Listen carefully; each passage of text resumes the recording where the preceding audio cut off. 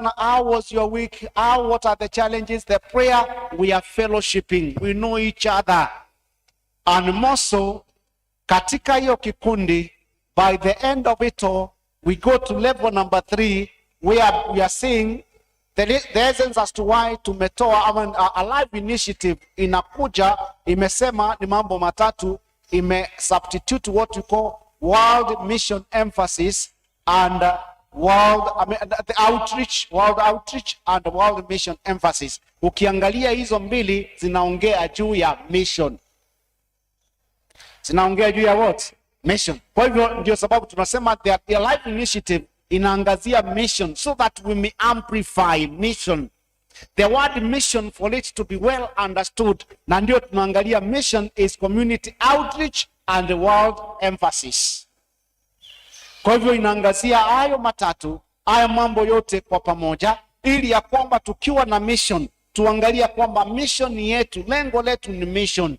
Kwa hivyo tunaangazia community outreach. Tunapangana tutahubiri namna gani, tutawafikia majirani yetu namna gani, na zile small action unit groups, every church ikiwa na action groups ambazo they are functional na zifanye kazi inavyostahili, ni ya kwamba zitaweza kuwafikia watu wengi, zitaweza kufanya nurture and retention, na zaidi ya yote zitaweza kuwafikia watu wengine wapya.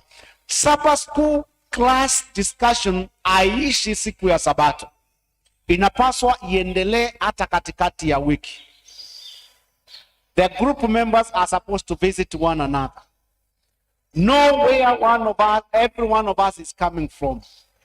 Any one of us within the group wakiwa na challenge, tunaweza kumtembelea. Tunapomtembelea na yeye anaita majirani zake, ndugu zake, marafiki zake, they come there, we fellowship with them, we reach out to them, we carry some gift with us tunapoenda pale. Na ndio sababu tunaita outreach community outreach. Alafu tunaangazia masuala ya the world mission. Ni wakati wa Sabbath school tunapopata ripoti ya nchi za mbali, jinsi ambavyo kanisa la Mungu linaendelea katika maeneo mengine, na sandaka ya Sabato ya 13, kazi itakayofanya, haya yote through Sabbath school. In the Sabbath Seventh-day Adventist Church, kama kuna vitu vinavyotuunganisha kwa pamoja kama kanisa, one of them is Sabbath school. Manake tunaposoma the lesson study guides tunayosoma hapa, ndio inasoma dunia wote. Focus yetu yote ni kitabu cha Hebrews for now. So by that inatuunganisha. Kingine kinachotuunganisha ni tithes and offering. Manake sandaka inayotolewa hapa inaenda mpaka wapi? Katika ulimwengu mzima. Mambo mengine pale, jambo lingine, how to catch the vision ya kanisa. Sabbath school objective, grow world vision, God's vision for the church. And how is that vision captured? Nataka nipate kueleza, kukuangazia mambo matatu namna ambavyo vision inakuwa captured wakati wa Sabbath school. Number 1 is what we call a priesthood of faithful worshipers.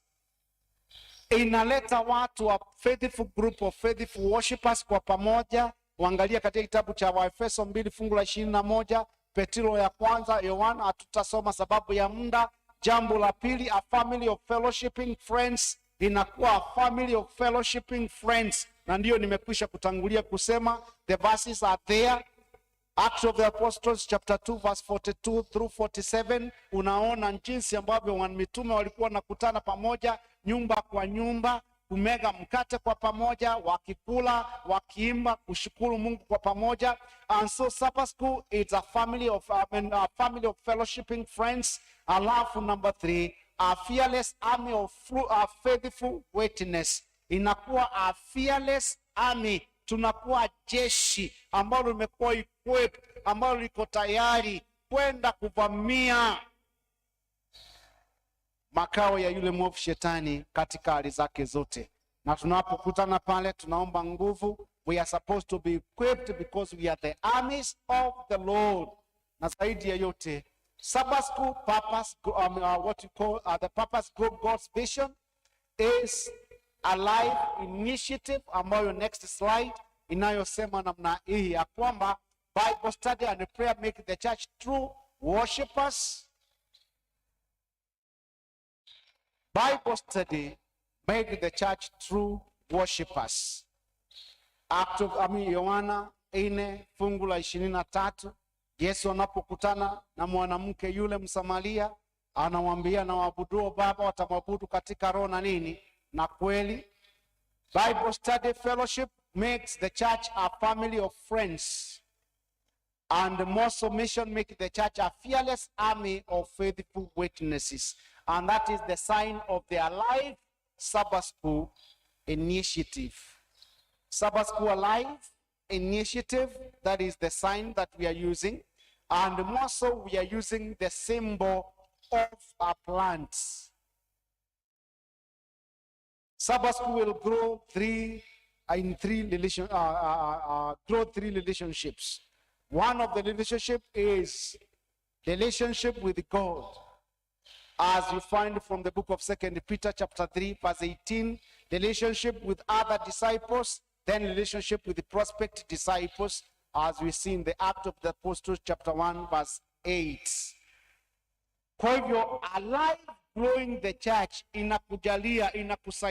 kusaidia members kuweza kugrow uhusiano wako na Mungu. Hatua ya kwanza, uhusiano wako na marafiki na disciples wengine, uhusiano wako na watu wengine ambao utaweza kuwaita wapate kuwa disciples.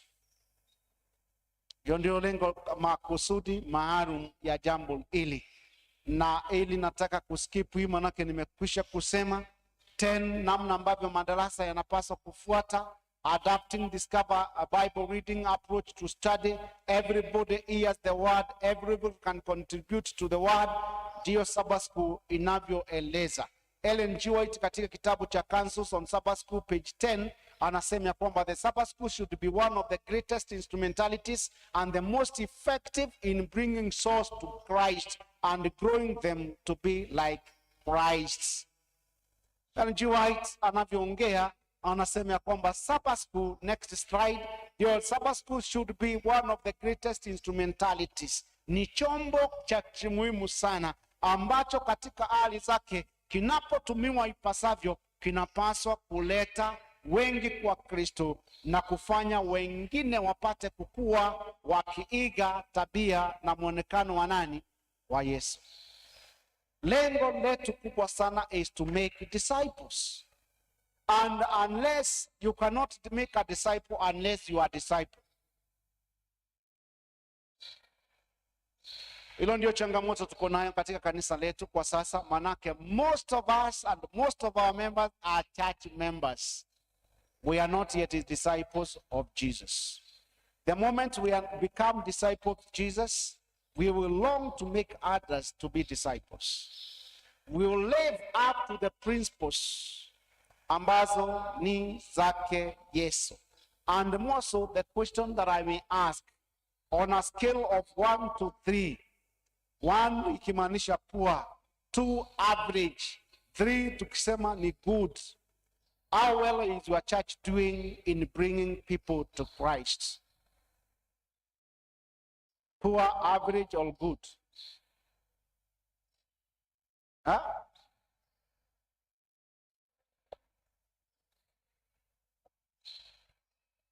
How? Now, in that initiative, how are we doing? Kanisa lako linafanyaje kuwaleta watu kwa Kristo? Are you good, poor, average, ama muko vizuri? Good.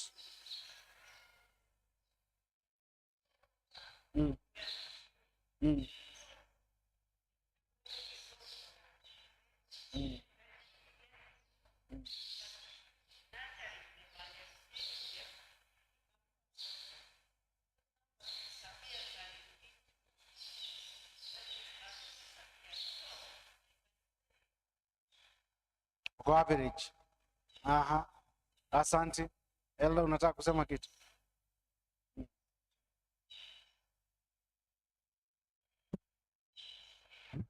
Asante Pastor. Mimi nataka niongee kwa Seventh Day kwa jumla. Na mi kwa maoni yangu nitasema ni average. Kwa nini nasema ni average? Vile amesema ni kweli, lakini hata hiyo swali tukijifundisha pale kwa lesson yetu, kwa lesson discussions, tunaweza kutana na swala kama hiyo na watu wanachangia, lakini kwangu binafsi naona tuko average. Kwa nini nasema hivyo? Yesu Kristo wakati alikuwa anafanya mission yake, alikuwa anaenda anafundisha, unajua wakati Yesu alikuwa anafundisha, alikuwa anakutana na watu wenye wako na shida tofauti tofauti. Kuna wale wenye wako na njaa, kuna wale wenye wako wagonjwa, kuna wale wenye wako na shida mbalimbali. Na hawa watu wote Yesu alikuwa anafanya nini? Anawatoshelesha kulingana na ile shida yao. Mpaka wengine sasa walikuwa wanamfuata sababu ya chenye aliona Yesu alifanya nini jana. Sisi kanisa letu ya leo hatufanyi hivyo. Kwa nini hatufanyi hivyo? Seventh Day Adventist, sisi wenyewe hatuna mkakati ya kuenda. Ndio maana mimi nasema ni average vile anasema. Kama ni yule mwenye pengine ako hospitalini hapa, hata kama Huruma ama in the neighborhood ama mahali mimi nakaa, ni ngumu sana niende kwake ni tuwe ile fellowship tumeongea pale, hiyo fellowship, ili huyo mwenyewe aone huyu mtu ni mtu wa Mungu. Afadhali niende nimfuate.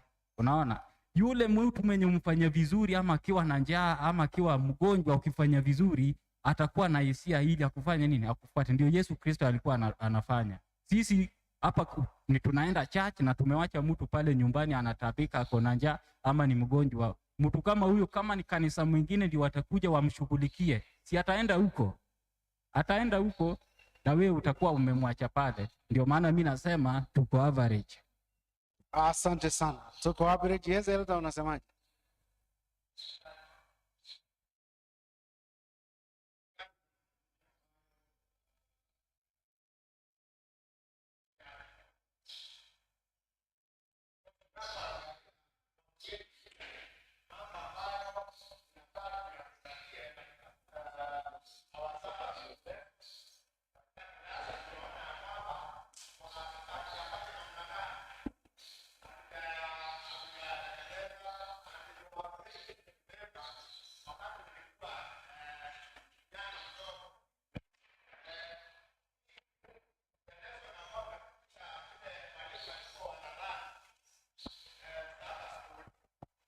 Ulikuwa unaona ya kwamba jambo la kwanza anauliza kama kuna mgeni. Jambo la pili vile umeelezea ya kwamba kama kuna ushuhuda yeyote.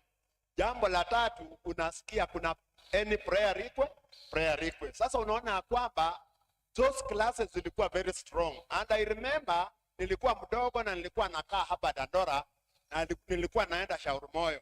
And those time wale ambao tulikuwa na hiyo class, kwa hiyo darasa, walifanya mpango mpaka wakafika mahali nilikuwa naishi. Na unapoangalia our classes saa hii tumeumia. In fact, we need revival. We need this lesson ziweze kufundishwa katika nini? Katika kanisa. And what I can say to elders, because mara nyingi tumeachia departments zimefanya namna gani? Zimewa program yote ya kanisa. And it is a high time for elders to make sure ya kwamba they allocate time ili washiriki waweze kufundishwa nini? Umuhimu wa Sabbath school. To me, we are poor. Ni lazima tuweze kuwa revived. Asante sana. Kulingana na initiative ya I will go, what percentage do you think is involved in the mission work in your church?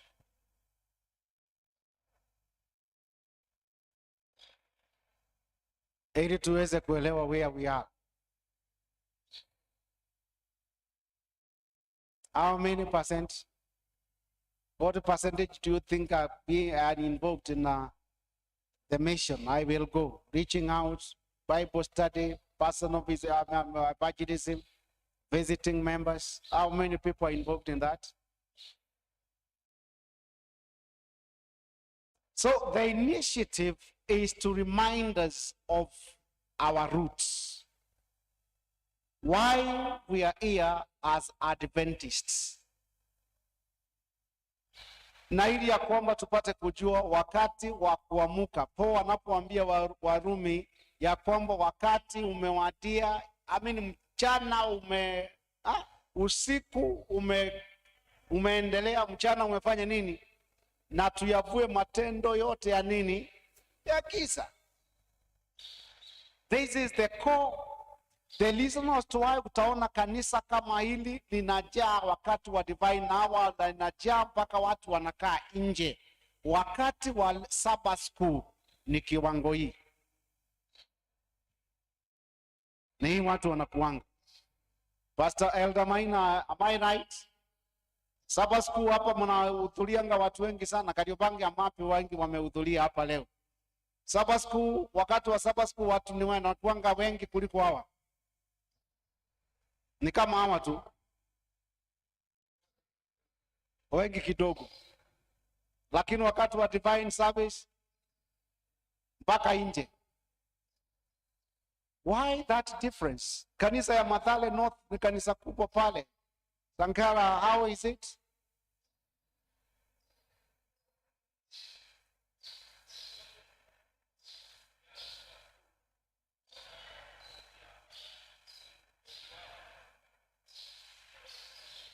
Lakini wakati wa divine everybody's wamejaa. Asante sana. Utapata kanisa zetu zina watoto wengi sana. Lakini wakati wa children classes watoto ni wachache sana. Wachache sana. Lakini divine service hapa wamejaa kila mahali. Ndio wanapiga kelele, ndio wanalia, ndio wanakimbizana. Kwa sababu gani? Watoto have not been trained katika madarasa yao. Hawajakutana na Mungu. Manake watoto watakuja kanisani wakati mzazi amekuja. Am I right? Kwa hivyo kama mzazi amekuja saa 4, si mtoto pia atakuja saa 4.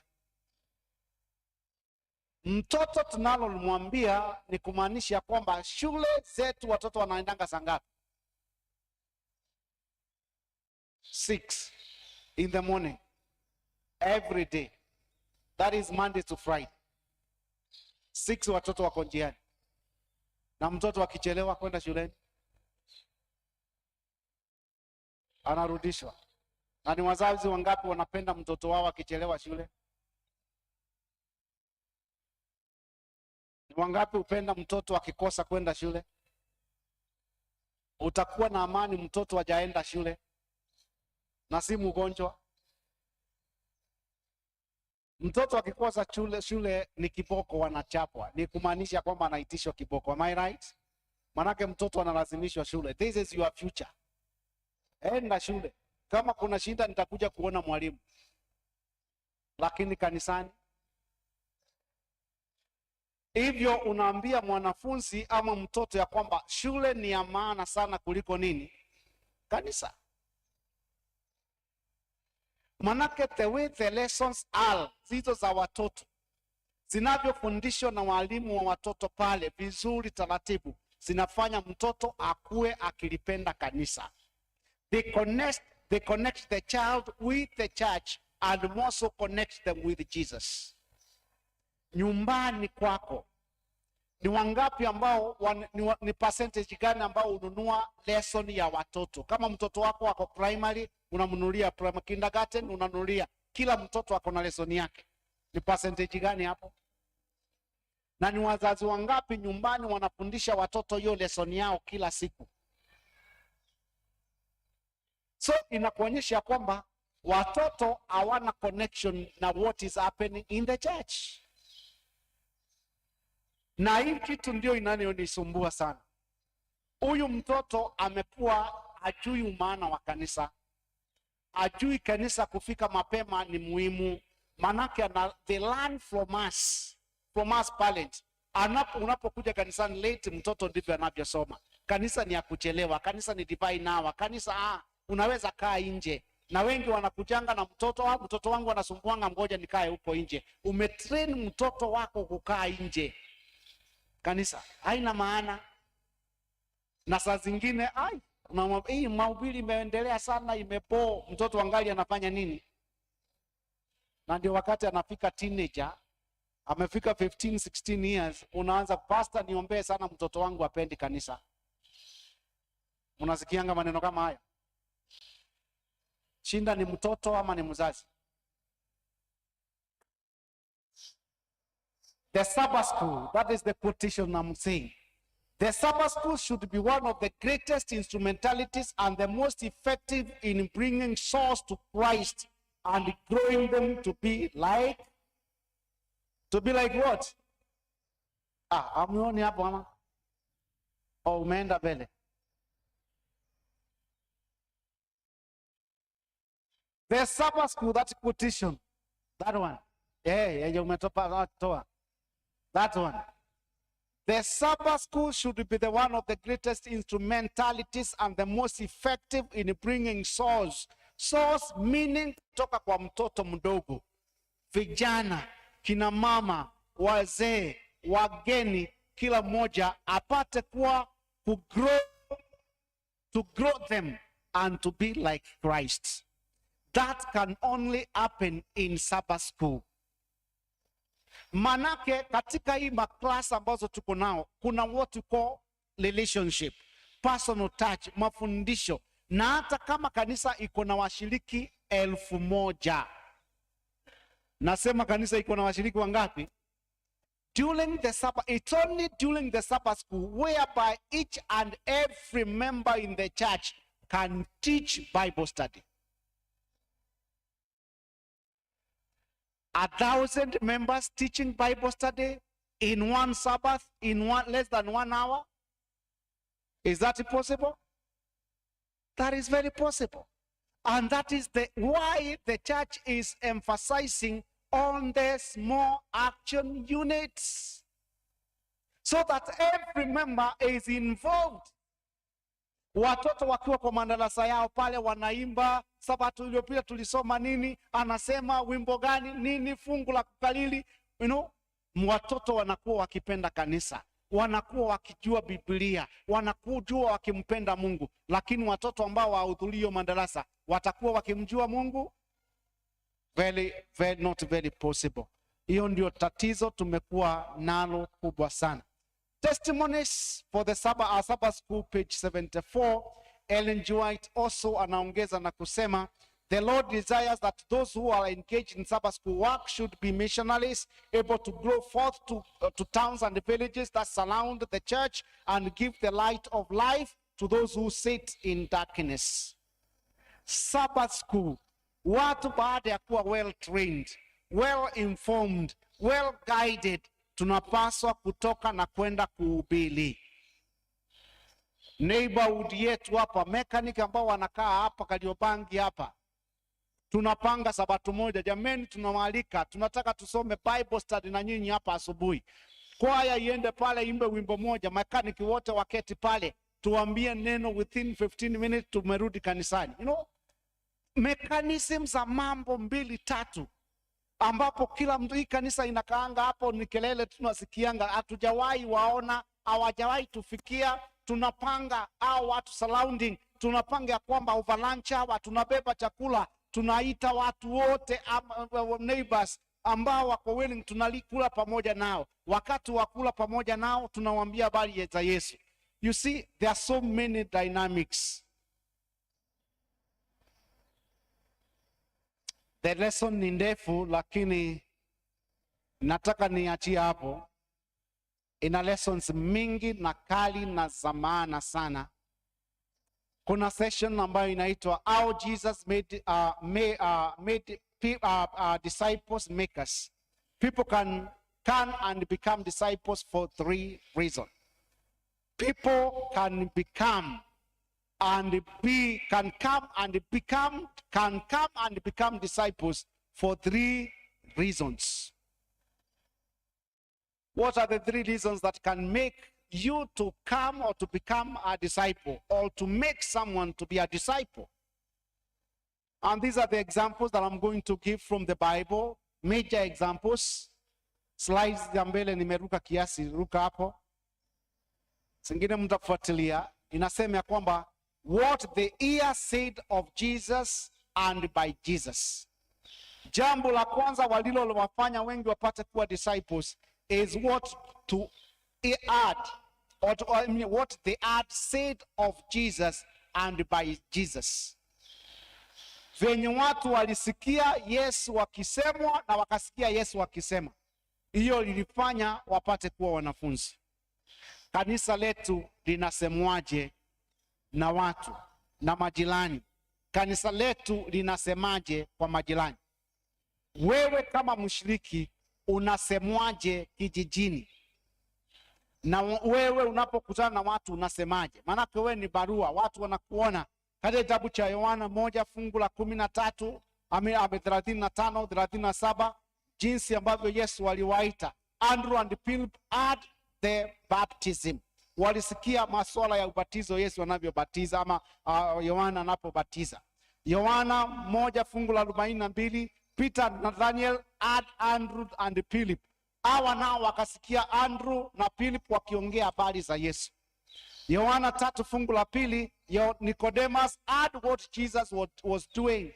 Nicodemus, mwalimu, tuna mwalimu mwema, hakuna mtu ambaye anaweza fanya mambo ninayosikia unayafanya kama hajatoka kwa Mungu.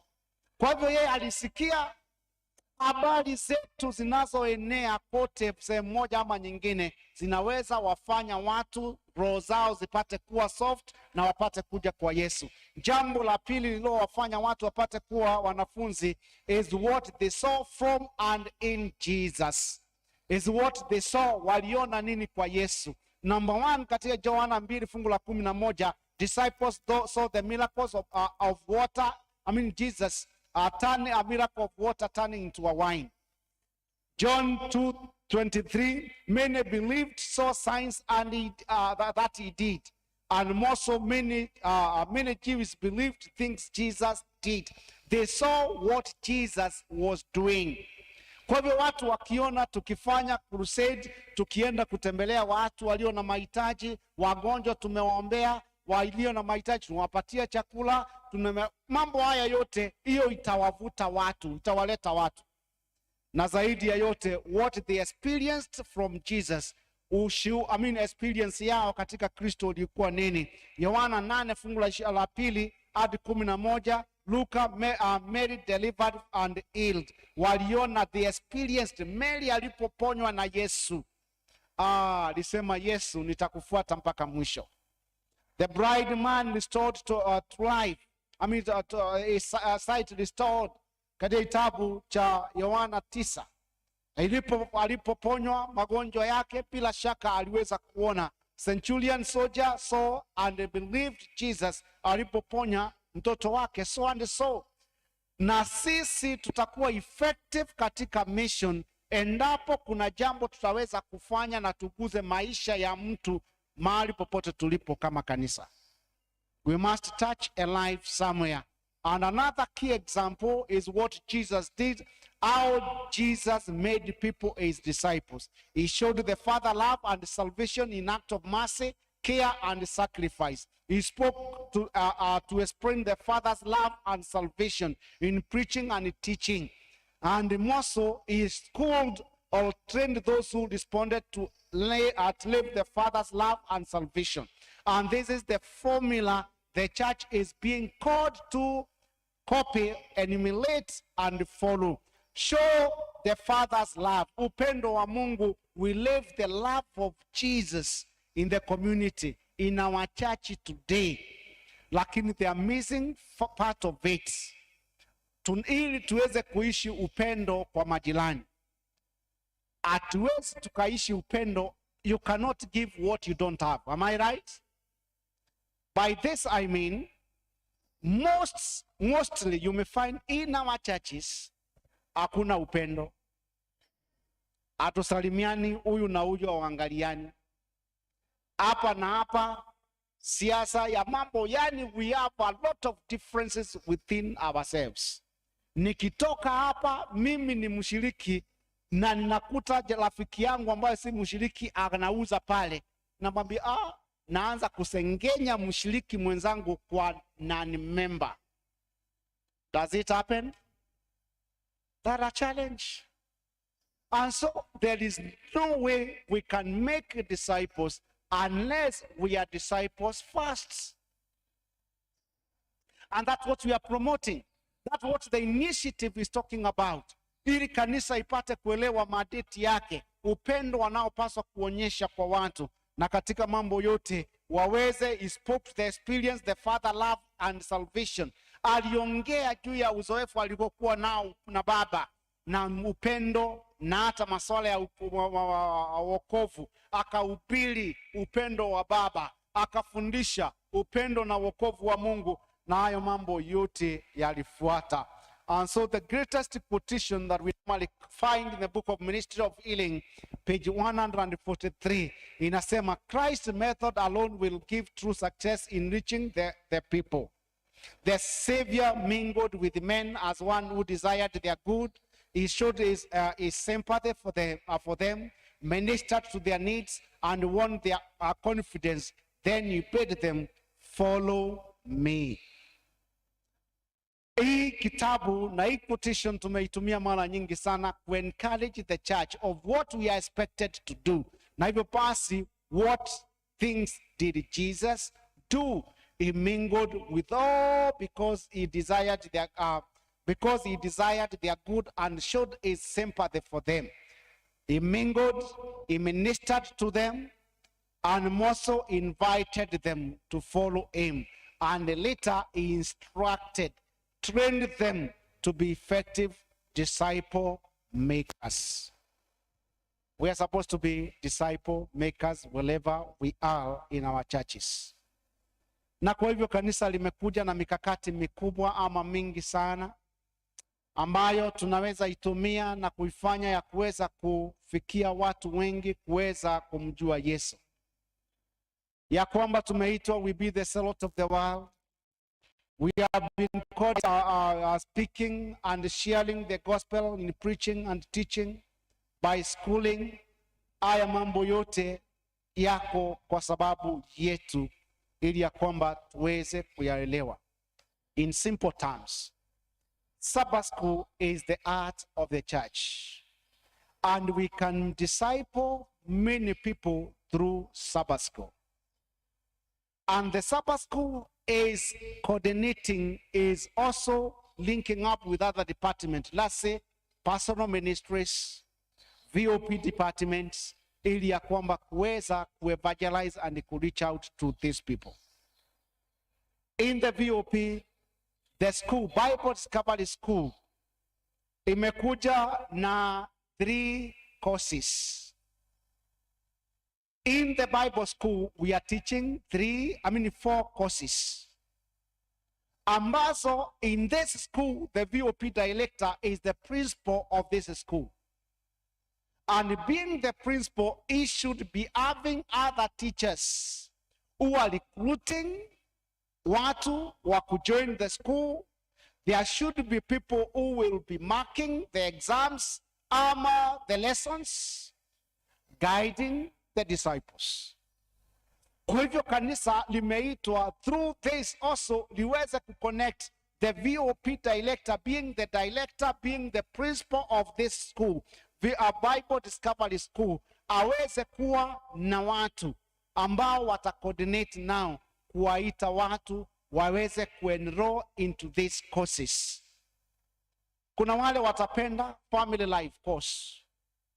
Now, I want to tell you, the moment one is enrolled in any of the courses, na apate mwalimu mzuri wa kumguide na kumwelekeza, atatamani kuendelea na kosi ingine. Hakuna mwenye atakuwa satisfied kukaa na kosi moja. Atatamani, nimeangukia family life. Baada ya kusoma family life, umwambia kwamba apart from this kuna ingine. Family life is so sweet. I love, I've learned a lot. What is the other course? Is health. Basi I will introduce you to that course. Unamwelekeza katika course ya health. Akisoma anaona ya kwamba inamjenga, ina afya. Hii imenisaidia hata magonjwa mengi nimekuwa nayo, kwa hivyo imenijenga sana. What another course? Bible Discovery. Na kwa hivyo unamwelekeza kwa Bible Discovery, ajue Biblia, aelewe masuala mengi, doctrines mingi, mafundisho mengi. Baada ya hapo umwambie bado hujamaliza, kuna siri kubwa sana. Unataka kuelewa masuala ya Daniel and Revelation? We have a course also that we are teaching on Daniel and Revelation. Would you like to know more about what the future holds for us? About the prophecy? Yes, there is masomo, there is a course on that line. Nayo uweza kumintroduce. In every course that is done, kuna certificates na kuna graduation that is attached to that. Bwana Yesu asifiwe. Every Sabbath school member, every member should have at least one student ambao they are going to enroll in this school. Unaweza kuwa hata na wanafunzi 5 hata 10 ambao umeenroll. This course is not for vocation, VOP director alone. Each and every one of us, we are trainers, we are teachers, ambao tunapaswa kwenda tukirecruit wengine kwa this course. Mwisho wa mambo yote, wanapokuja graduation, mwisho wa mambo yote, waite waweze kuja katika hekalu la Mungu in Jesus name. Bible school is another instrument that we are not tapping. We are not using it. It is the greatest instrumentalities for evangelism, ambayo is not being used in our churches. And so VOP leaders, Sabbath school leaders who are here, personal ministries leaders, this is our work to go and start promoting Bible Discovery School. Ili ya kwamba ikiwa kanisani ipate kuwa vibrant, iwe na viongozi, kila mmoja enroll mtu mmoja, graduation on yearly basis tuifanye, watu wengi wataweza kuja kanisani.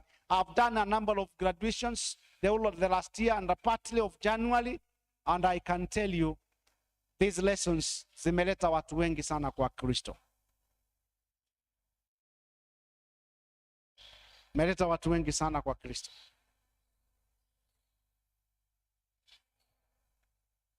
Hii lesson nataka ikamee hapa. Niliwaambia ni ndefu, iwezi isha. Mtaenda mkipata, I hope mtaielewa venye imepangwa. Kwa hivyo mtaenda tu mtajisomea zaidi. Nataka kuingia katika lesson nyingine sababu ya masaa. Kuna mtu ako na swali? Yes. Nasema I have a lot to say, lakini muda hautaruhusu. I wish we were dealing with only Sabbath school, because after this Sabbath school, I'm going to introduce something else whereby we are having what we call Sabbath school teachers, lesson teachers. Tunapaswa kwa kona course ambayo they are supposed to be trained. Now in this course, kuna certification ambayo inapatiwa. I'm working out with our pastors because I can't be everywhere training. Now I'm working with the pastors. I'm giving them the materials ambapo watafundisha all the Sabbath school lesson teachers. This module that is there, by the end of it all, tutawagraduate, tutawapatia certificate. That material, I'm working with that so that it works. And it's very important. We are calling International Institute of Christian Ministries or Christian Discipleship.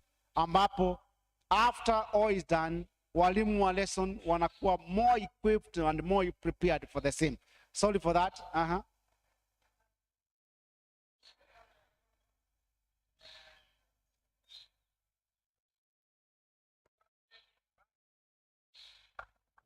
Nasema tumepata ya kwamba katika Sabbath School department, hii ndio department iko best kwa soul winning. But kuna challenge kubwa ya kwamba all of us, we are not informed kwa TMI. Hata kwa action units, unapata kikundi fulani iko na watu 5, but it's only the teacher ako na lesson. Wengine hawataki kuwa na lesson. If in case we are informed, tunakuwa informed kwa impartiality. Chengine, kama tunaenda kutembelea bashiriki, Tunapata Njeri ni Sabbath school member. Onyango is a church elder. Hawa washiriki wawili wakiwa wagonjwa tupata information leo kwa kanisa, the majority tunaenda kwa elder. Lakini kwa Njeri hatuendi. Tutafanya nini ndio tuwe all of us inclusive? Hiyo ndio imekuwa challenge kwa kanisa letu la S.D.A. Kufanya nini? Evangelism imekuwa ni mzigo kwetu na reclaiming. Tunapopata mtu ame backslide, kumfuata ni ngumu, ni rahisi kumwachilia potee. Asante sana. Yes, my elder. Asante mchungaji kwa masomo tumepokea. Langu ni kushukuru kwanza. La pili, katika kanisa langu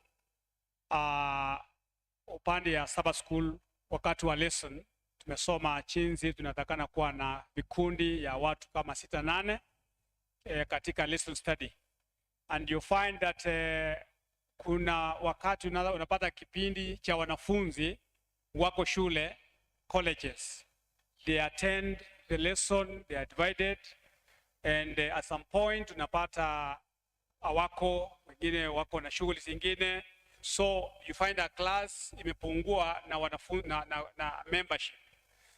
Then you may have a strict number of that class. Again, you find visitors wanakuja wageni kama 10. Do we distribute them to the existing classes, or we have classes for the visitors? How do we manage such? Asante sana. I think let me respond to that before I forget. You see, visitors, if you give a class of all visitors, do you think that class will work? You see, visitors, in fact, if a visitor has been brought by a member, that member, that visitor will be more comfortable being in a class with the one who has brought them than being in a total strange class, a class of strangers. And so what we normally encourage or advise, let them join the already existing classes. Isikuwe ya kwamba kuna class ya only visitors. Unless if they are not baptized, they are introduced in happiness class. Lakini kama ni watu ambao wametembea leo, wapeleke kwa hiyo the existing class. Hiyo itakuwa ya msaada mkubwa sana. Either watoto wameenda shule na walikuwa of a given classes, that's why division leader, together with the Sabbath school superintendents, they need, wakati class inaendelea, they need to be monitoring what are the challenges. Classes can be matched. Manake we understand class fulani watu wameenda shule. Kwa hivyo possibly for this quarter hawatakuwa. Hivyo basi we can merge the classes. After we merge them, possibly wengine wakirudi we can say kwamba class fulani hii imekuwa merged with this class because of what this 1, 2, 3. At least it's well understood to the members why the class has been merged. Watoto wakirudi tena, we can say now the class Jerusalem, for instance, imerudi tena because wanafunzi wenye members they are back from school or something like that. It will be very important for us to be able to know that, ama to work on that. Lesson ni kweli utapata ya kwamba ni wachache sana wananunua. But I want to assure you, one thing that is very critical, most of our members are ignorant of what Sabbath school is all about. Wengi wetu hawatujui maana ya Sabbath school. Am I right? Manake wengi wanasema ya kwamba Sabbath school is very boring. Wanajua Sabbath school ni kuja asubuhi, tuimbo wimbo, baada ya hapo Sabato iliyopita Kalani Sabbath school secretary anasema iliongozwa na fulani, tukaimba wimbo fulani, sandaka ikatolewa fulani, tukaenda mandalasa. That's all. Masomo ya nchi za mbali, mwenye anakuja kusoma anasoma tena so boring, yani anasoma venye imeandikwa, dakika 10 ametuwestia zote. Why will the Sabbath school be interesting to me? And what we are saying, we need to come up with the strategies on how we are going to revive the Sabbath school. There are many ways to revive the Sabbath school. Sabbath school can be led. Sabbath school superintendents, you have a great role. Kazi kubwa sana ya revive Sabbath school. Now you come with mechanisms. I wish I had time, all those things are here. Ya kwamba mechanism on how you're going to revive the Sabbath school. And one of the major ways is what you call using the main door ministry. Main door ministry, church gate ministry, ambapo watu wanapokuja asubuhi wanakaribishwa. Parking lot wanaonyeshwa wewe unapaki gari hapa. Yani that ushering people in. Pale kwa mlango karibu sana, sura ya kukaribisha mtu kwa upendo. Unamwonyesha mahali pa kuketi. That's another touch ya kipekee sana ambayo inayotumika. Sabbath school superintendent mnapokuja, wimbo unapotolewa, wimbo wa wote, Sabbath school secretary anapotoa ripoti yake si kila wakati ni vile sabato iliyopita ilikuwa. Among the things the Sabbath school secretary ambayo anapaswa kucapture to make it more interesting is some of the outreach activities that have been carried by the various groups within the course of the week. Kikundi fulani kilitembea, kilitoa nguo, kikapeana chakula, kikafanya maombi. Yani hizo reports, it encourages members, at least report yangu itasomwa leo. Nilipeana report yangu itasomwa leo. Na wakati wa lesson kuongoza, involve as many people as possible. Use the existing church departments. Yesterday ilikuwa siku ya International Women's Day of what? Prayer. Ambia kina mama, as you plan the calendar of event, how things will be, ambia kina mama, sabato hii ni yenu. Kwa hivyo Sabbath school nini mtafanya nini? Align with that order so that na wao wa own up, waambie kina mama, jameni, na this is how I want it. Lesson, nataka masomo ya nchi za mbali, dakika 3 nimewapatia. Lesson, ripoti, yani kitu ipate kuwa so well organized. Na kwaya itakayoimba ni nyinyi kina mama. Kwa hivyo kama wamepatiwa nafasi mpaka ya kuimba siku hiyo, watakuja mapema ama watakuja? Manake ni siku yao, they want to make it as colorful as possible. Lakini wakijua party yao ni divine, watakuja tu wakati saa 3, saa 4. Involve the groups after departments, various departments. After departments are involve families if possible. Involve prayer cell groups. Hapa na pale, encourage everyone to participate, to 5 to 8. Alafu, I've taught you, at least I've reminded you what Sabbath school is. These are some of the things that you need to take time, project to the members, wapate kuelewa Sabbath school kumbe ni kitu mzito namna hii. Kumbe inamaanisha hivi. Sijawahi sikia nimefundishwa moto wa Sabbath school. Sijawahi sikia nimeambiwa the vision, the goal ya Sabbath school miaka yote. Sasa you know. Hello. Hiyo vitu tumekuwa tukisikia. And imagine they are there in our books. Sabbath school handbook. Those things are there. The objective of the Sabbath, the 4 objectives of the Sabbath school, they are there. Take your time, have this book, go through it, understand it, tell to the members, speak to the members. Itakuwa msaada mkubwa sana. Swali lingine? Yes, hebu nianzie pande hii nikuja hivi. Nashukuru sana mchungaji. Nina swali.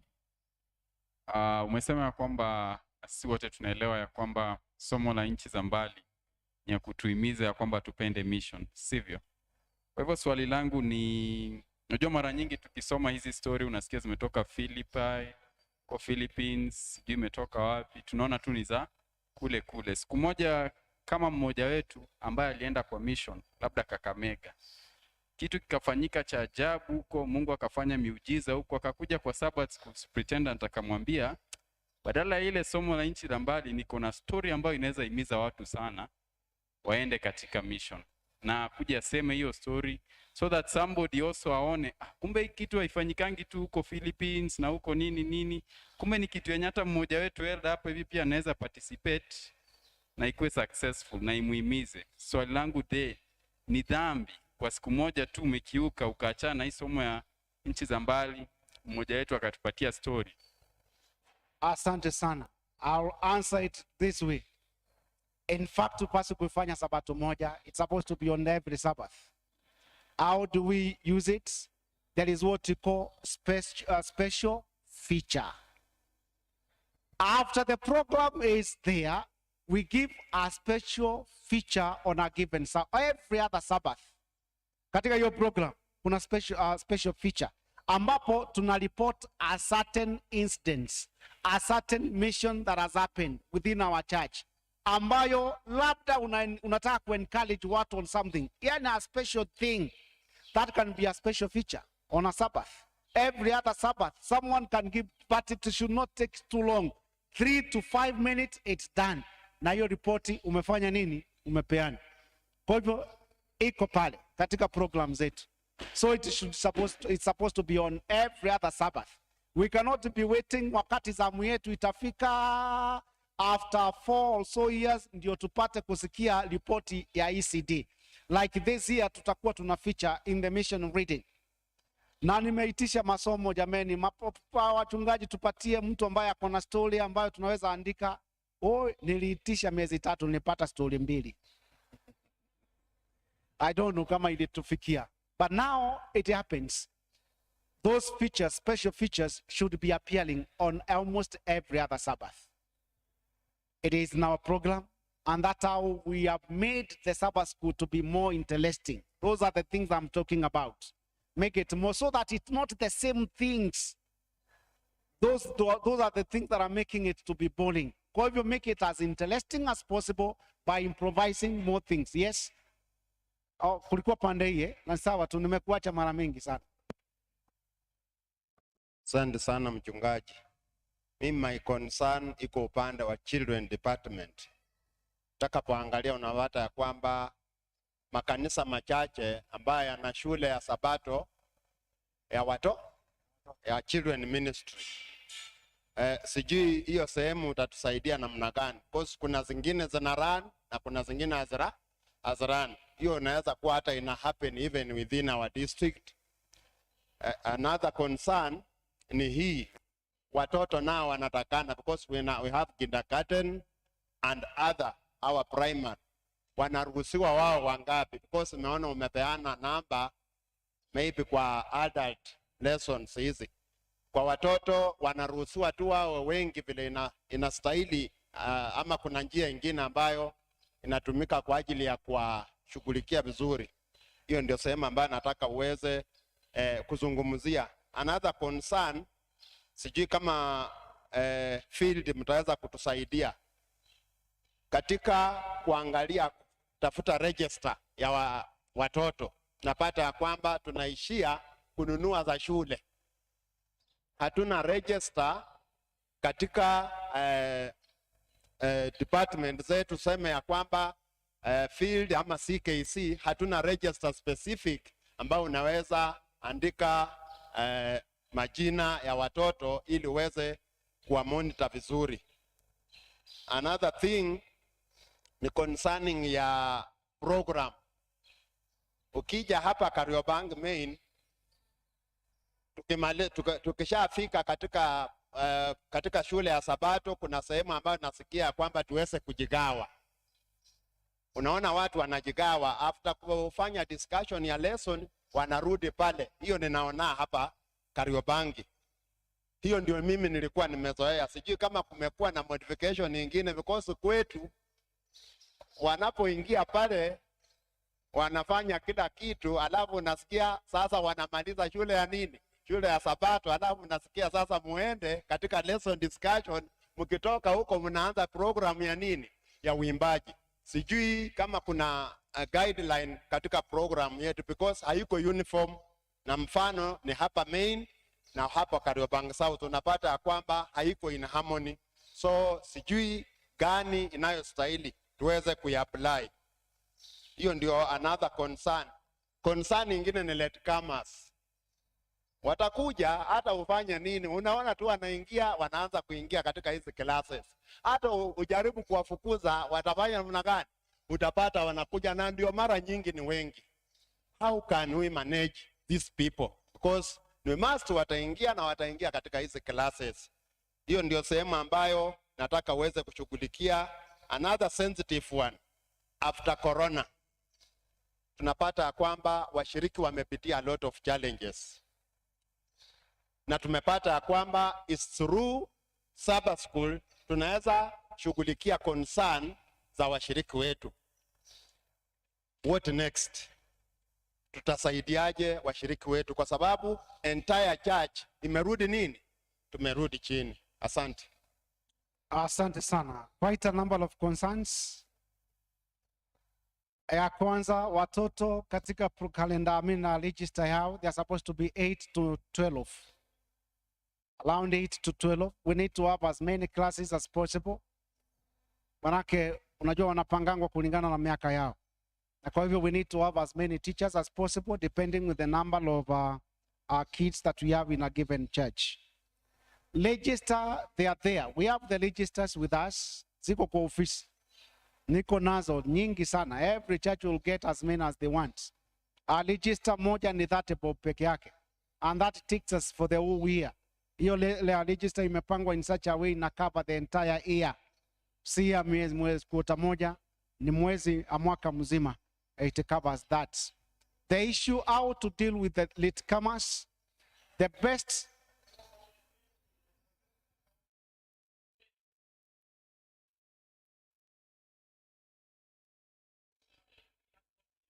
Okay. The issue of yes, I know there could be that a challenge. Yeah, space. Kuna kanisa zingine hapa kweli tuko kwa kaplot ka 50 by 100 ama 50 by 50. Kwa hivyo kanisa inatoshea tu, yani uwanja wa kanisa unatoshea tu hapo.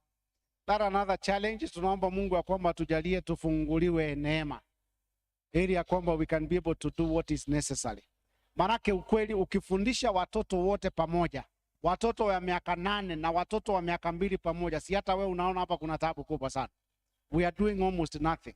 So we need to encourage. Kama itabidi tuongee na neighbors kidogo mahali ambapo kuna space kwa uwanja, but there are quite a number of challenges. The weather also may not be conducive in one day or the other. There are quite a number of challenges, but tuombe neema Mungu itoshe ili ya kwamba tuweze kujua namna ya kudeal na hiyo challenge. But those who have the space, tafadhali watu wapate kujitolea kuhubiri na kufikia watoto, manake this is the church ambapo tunapaswa kuandaa watoto for to own up the church tomorrow. And now the other thing is how to deal with the latecomers. The issue of the latecomers, what I'm saying is a thorny issue in our church today, and that's why we are saying the attendance, the percentage ya wale ambao wanahudhuria Sabbath school nowadays decline kabisa. Even before we deal with the the challenge, that challenge, we need to have a seminar. Wakati mzuri, we must purpose. Sabbath school superintendents, elders attached, we must purpose. Wakati watu wamejaa kanisa, we need to purpose, talk with the pastors, just some minutes before divine hour, unaomba 10 minutes ya kupromote Sabbath school. Project kama mnapa services za projection, watu waelewe what is Sabbath school, what is the purpose of the Sabbath school. Motto ni nini? Vision ya Sabbath school ni nini? At least watu waelewe ya kwamba this is a school, and in this school everyone is expected. Na wakati ambapo umekosa class, what are the effects? What is the impact kwa familia yako, kwa kanisa? Wakati unaleta watoto wamechelewa, what do you mean? What are you telling them? You know, unless we purpose to do sensitization every now and then, tutakuwa na challenge. Ni mara ngapi lesson ya Sabbath school ama promotion ya Sabbath school imefanywa wakati kanisa iko in capacity? Utapata promotion yenye tunafanyanga ni ya lesson, quota imeisha. Kwa hivyo tunaomba ya kwamba muanze kutoa pesa ya kununua lesson. Na wengi wajui, sasa anashangaa ya kwamba lesson ni ya nini, sasa hata nitaipata kwa soft copy nikitaka. I don't know whether you understand what I mean. Are we together? The essence of some of these lessons ama seminar is to remind us, ili ya kwamba tuweze ku-encourage members, tuwaonyeshe importance, tuwapatie quotations, Ellen G. White, The Spirit of Prophecy, the Bible concerning Sabbath school. Na pasipo Sabbath school being the art of the church, unless we attend, unless we participate, we are fooling ourselves. Tunajidanganya. Sabbath school is from sunset to sunset. Sabbath tunaitunza. And the Sabbath school does not end on Sabbath. It's not just a program. It is a lifestyle. I need to add that statement. It's a lifestyle. Why? Because Sabbath school haishi kanisani wakati wa lesson peke yake. Sabbath school inaenda na wewe mpaka nyumbani. That's why that quarterly imepangwa in such a way. Sunday kuna sehemu ya kusoma, Monday kuna sehemu ya kusoma, Tuesday kuna yani inakubeba kiasi ya kwamba inakuprepare for what? For Sabbath. Na ndio sababu ule wimbo tulianza, ewe skuli ya Sabato pazuri sana, moyo wangu wanivuta nije kwa nani? Kwako leo. Kwa hivyo hiyo ni kitu ambacho kunapaswa kutembea na wewe. Encourage members. You must find the lessons, the lesson teachers. Utapata ya kwamba wengi wetu tunasomanga hiyo lesson na Sabato asubuhi. Hata wengine si topic inaongea about Jesus. Hiyo hata naweza fundisha off-head. Kwa hivyo unaenda tu hata hujajiandaa, kwa hivyo unafungua, unasoma, hii nafikiria inasema hivi. We are not prepared.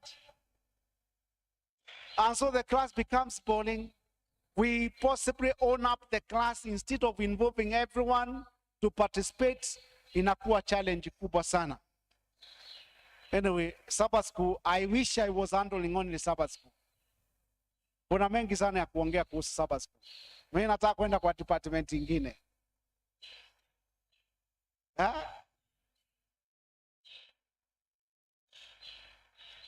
Hard copy. Sabbath school handbook. Sabbath school handbook, it goes for only 300 Kenyan shillings.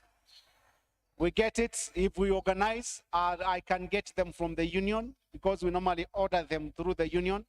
We can order those materials. Hata saa zingine ukienda ABC saa zingine wanapata, saa zingine, but if it's ordered through the department, Sabbath school or personal ministry department, I get the copies that are needed. We can always make an order of the same as itakuja.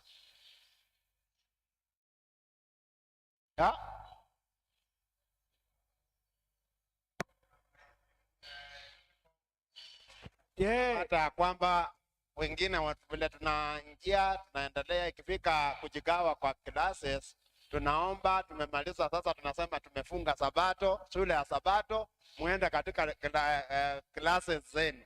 So tujui kama hiyo ndio the right way ama mnaendelea alafu finally wanarudi officially wana. Asante sana.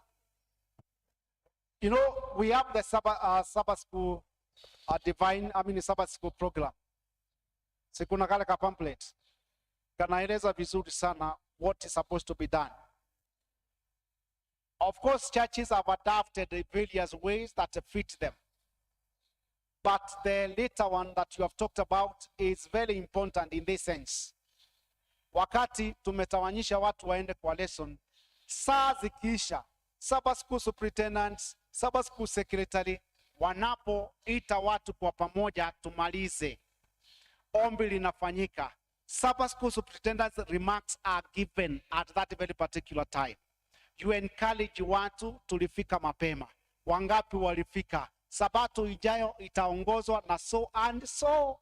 To encourage watu. You know, you take that opportunity. Manake wakati wa kumaliza unapata watu wamekuwa wengi. Am I right? So Sabbath school superintendents, you take that opportunity kuleta watu pamoja. By that inafanya lesson zimalizike kwa wakati. Manake utaencourage, tusimame jameni, tusimame. Popote umefikia simameni tuombe. Unaona?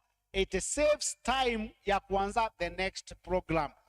lakini ukiachia kila watu wamalize kivyao, utapata ya kwamba wengine wataendelea. Ni saa za matangazo bwana, hii lesson ni tamu sana, ngoja tuendelee. Unaona inasonga, lakini tukimaliza kwa pamoja, it encourages what we call saving of time, uniformity in terms of finishing on time, and more so as a superintendent, you get time also to encourage members to make some remarks. What is your experience? How many people come? I'm appealing next Sabbath we come on time. Next Sabbath watakao tuongoza, you can take that time to say who will lead us next coming Sabbath. Let people be informed of what is happening. So I find that one being more applicable and appropriate on a number of reasons. Asante.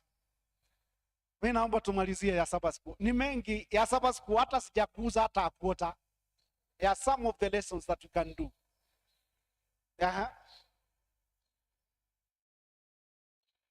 Asante Pastor. Mi pia swali yangu iko tu hapo kwa Sabbath school. Swali langu inakuja hivi. Sababu hapo kwa Sabbath school kuna changamoto. Unajua kitu moja ukifanya mara kadhaa inakuwa boring.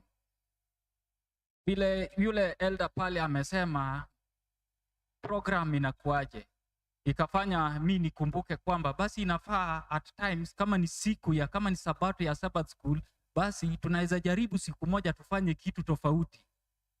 Si tufanye kama ni tubadilishe program, kama ni mahubiri hiyo program ya mahubiri, basi tuanze asubuhi, alafu wakati wa Sabbath school ifanywe saa zile kanisa imefanya nini, imejaa. Ili kwa nini nasema hivyo? Ili hata wale latecomers wajue utamu ama the importance of what, of Sabbath school. Kwa nini nasema hivyo? Hata ile wimbo tumeimba hapa ile ya Sabbath school, utapata wengi wa watu hawafanyi nini, hawajui. Hata ile sala ya Bwana wengi wetu hatufanya nini, hatujui. Kwa nini siku moja ama iko crime tukibadilisha basi ile, most of people wenye unaona wanakuja kuchelewa, haja yao ni wakati wa mahubiri, of which tumehubiriwa, tuko tu ndani, hatuendi nje. Mbona siku moja tusibadilishe hiyo mahubiri kuje asubuhi? Wale latecomers wakikuja, ile program wako wanataka wapate, ndio sasa hiyo imefanya nini, tubadilishe siku moja tuone. Asante sana. You know what I can say in just one statement, mwongozo uko unatuelekeza. That are principle, but there are many dynamics, and we attain the same mission.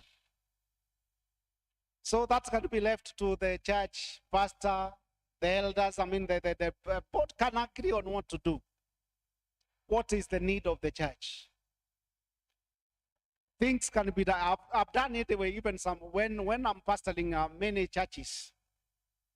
Utapata ya kwamba nasema ya kwamba wakati wa lesson huwa ninakuja nifanye mahubiri, manake napasa kuwa na hubiri mahali pengine. Utapata ya kwamba mahubiri yangu inaanza mapema, na ninamaliza nawaambia kwamba ingieni kwa lesson. Baada ya lesson endelea na matangazo na hiyo ingine, basi mkimaliza mnaenda. Tunafanya reversal of the program. Anyway, sisemi mengi zaidi hapo. Lakini Sabbath school is the heart of the church, and unless we know that, testimonies, I think for the church volume 6 nasema, unless we know how to keep Sabbath from sunset to sunset, we are not yet ready for translation. You understand that? Sabbath school, see program, it's not just about the program. It is about the person Jesus Christ and our relationship. Nataka tuende mahubiri. Personal ministries, very key. Nimeona members wengi sana hapa. Itakuwa very unfair kama nitaacha kama sijaguza mambo ya personal ministries. Idara zingine, at least nimepromote VOP ingawa ina mambo mengi.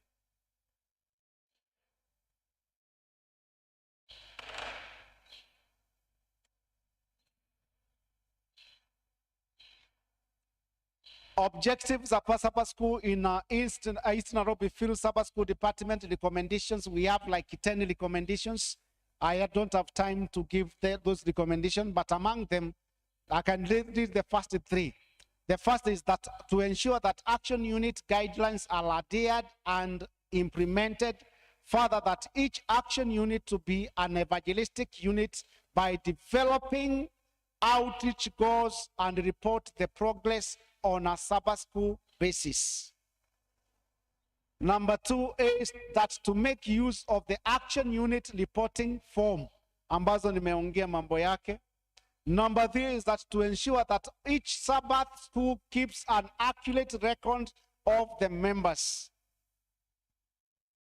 That's to develop Sabbath school departmental terms of reference, terms and the conditions on that matter. And also that all action units and other division to make use of the Sabbath school register. That is just a sample of some of the things that we are recommending, but hiyo itakuja baadaye siku ingine.